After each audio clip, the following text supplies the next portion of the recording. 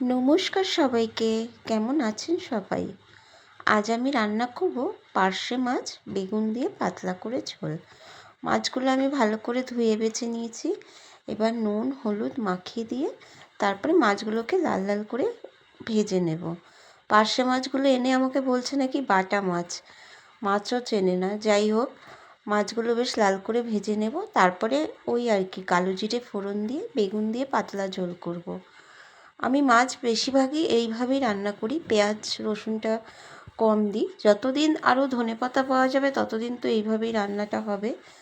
এমনিও পার্শে মাছ কিন্তু পেঁয়াজ ছাড়াই ভালো লাগে বেশি, সর্ষে বাটা দিয়ে করলে তো আরও বেশি ভালো লাগে, কিন্তু সবসময় তো ঘরে অত মশলা দিয়ে খাওয়া হয় না, তাই আমি আজ বেগুন দিয়ে পাতলা করে ঝোল করলাম।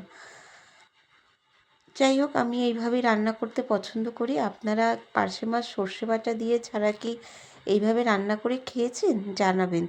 আর না হলে খেয়ে দেখবেন, খুব ভালো লাগে। সবসময় তো সর্ষে বাটাটা খেতে ভালো লাগে না। দিয়ে দিলাম ঘরোয়া রোজকার মশলা, ওই জিরের গুঁড়ো, লঙ্কার গুঁড়ো মানে কাশ্মীরি লঙ্কার গুঁড়ো, নুন হলুদ আর সামান্য একটু চিনি দিয়েছি।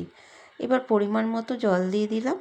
বেগুনগুলো তো প্রায় সেদ্ধই হয়ে গেছে, তার জন্য যেটুকু ঝোল রাখবো সেটুকুই কিন্তু আমি জল দিলাম।